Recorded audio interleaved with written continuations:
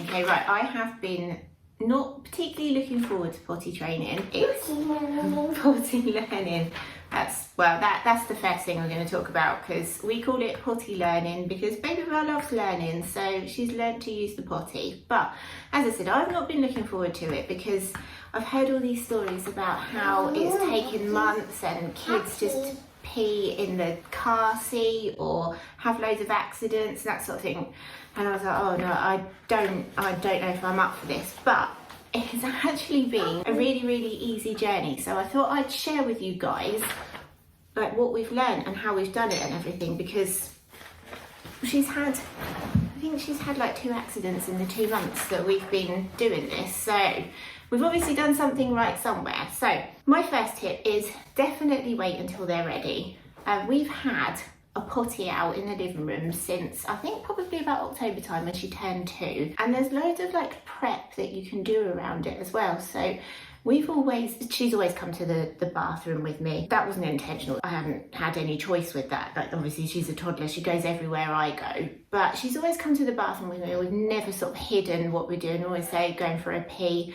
We've also done the same with like her cues. Like, so you learn when your child needs a pee, or you learn when they need to go for a poo. And we've always said to her, like when she's had a nappy on, are you going for a pee? Are you going for a poo? Just so that she sort of makes that association. So we've always had the potty's down there. It's been in here for the last it's been in here for like the last 6 months.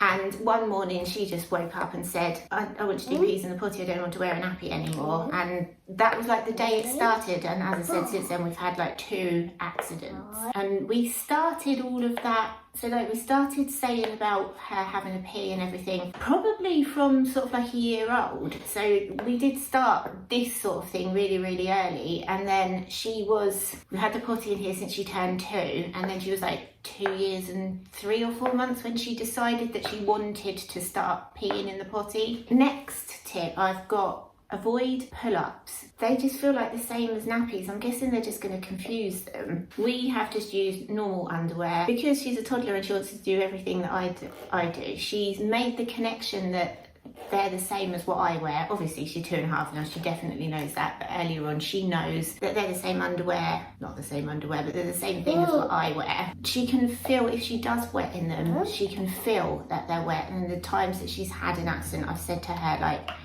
how does that feel? Does it feel horrible? And she knows that they're wet and she doesn't like that experience. And whereas pull-ups just like nappies. Yeah. Pull-ups are just like nappies, and there's no sort of like association that they're wet then. They're just there to absorb in any peas or anything. Make it a positive experience. So for the first sort of few weeks after she used the potty, she'd stand up and say, "Good job, Babybel," because that's what we were saying to her. Like, I know some people use like chocolate or stickers or anything. I don't think that sort of thing really works, Babybel. I mean, she likes chocolate, but I'm not giving her chocolate like 15 times a day when she's gone on the potty or the toilet. Stickers and rewards charts, I don't use those. So praise has worked really well for us. So every time she uses it, we say well done or good job or you're doing really well with your potty learning. And she absolutely loves that, to the point where she actually says it to herself. We also make up fun songs around it.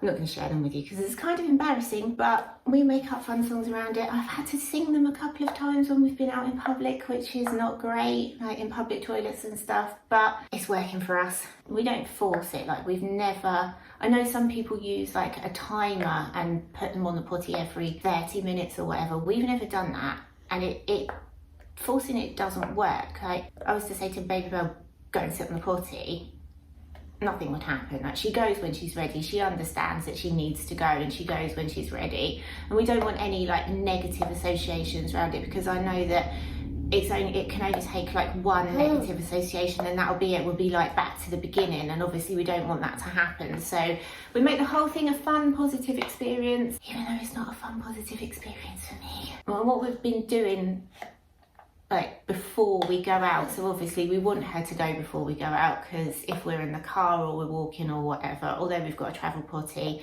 it's not always as easy just to stop and go. So muddy. What is it? It's muddy outside. It's muddy outside, is it?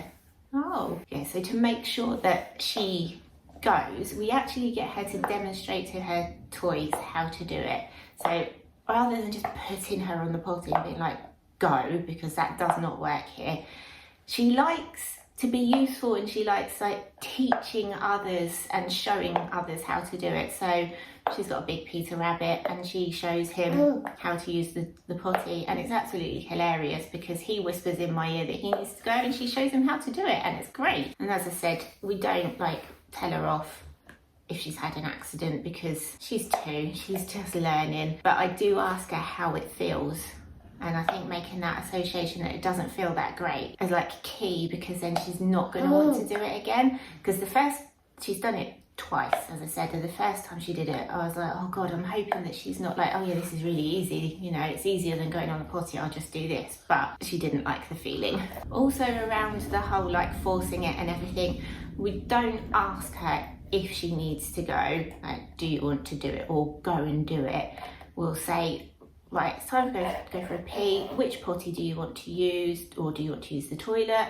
So we've got 2 potties and we've got the toilet seat. Or we say, right, we need to go for a pee. Mummy's going to go as well. Shall I go first or should you go first? And just finding that way that works, because if you just say to her, do you need a pee? It's always going to be no. So, do you need a pee? She'll say no. 2 minutes later, she's then gone off to go for a pee on the potty on her own, because she won't do it because we've asked her, because she's a 2-year-old. Getting them to acknowledge what's in there it's been quite effective for us, because I think that going for a poo in the potty is quite a daunting experience for them, because obviously this is all new. So we have to acknowledge it. So we have to say hello to whatever's in there, and then we say goodbye when we flush it away, which again, when we're in public, it's like, oh my God, what am I doing? But it works. Big poo on the floor? Yeah. Oh, we don't want that, do we? No. No. I knew this was going to be hilarious trying to film this, because she'd be doing her own stories about potty learning. But yes, we acknowledge it. And I know that I've got like some friends as well where they sing songs to whatever's in there and whatever works really. But yes, when you're in public and you're like, bye bye stinky poo, it's like, ooh, great. Be prepared to help a lot. Like Babybel's perfectly capable of going herself. Like she can get herself on the Mummy, Daddy and you. She can get herself on the potty, she can go, she can clean up, and she can pull her trousers and underwear back up. But sometimes she just doesn't want to. Sometimes I have to help her, I have to take her clothes off for her, set her on the toilet and everything. And sometimes she just needs help with every step. And it usually happens like when I'm in the shower or if I'm doing something completely different. And those are the 2 times that she's had the accidents, because I've been like, oh yeah, I know, she knows what she's doing. And she'll say, I need a pee on the potty. And I'm like, okay, go on then. She's like, I need a pee on the potty. I'm like, okay, I'll be with you in a second. And then she's just gone. I didn't realise that it's not like a linear thing. I should really, because it's the same with anything toddler related. Sometimes it's like 2 steps forwards, 1 step back, but just be prepared for a large chunk of your life to be overtaken by potty training. Potty learning. It's so funny. And the other thing we've been doing is, when she's not involved in the like cleaning up process, we always get her to wash her hands afterwards, and she's also involved in like the cleaning of the potty and everything, just trying to teach like that good hygiene afterwards, because although she's not actually touching anything, if she's not doing it all herself, we still want her to like wash her hands and that. So we've been sort of like introducing that, and she likes flushing the toilet or cleaning the toilet after she's used it and washing her hands and everything. And I just think, again, she likes feeling useful. That's what we've learned on this like potty learning, potty training journey. Potty learning.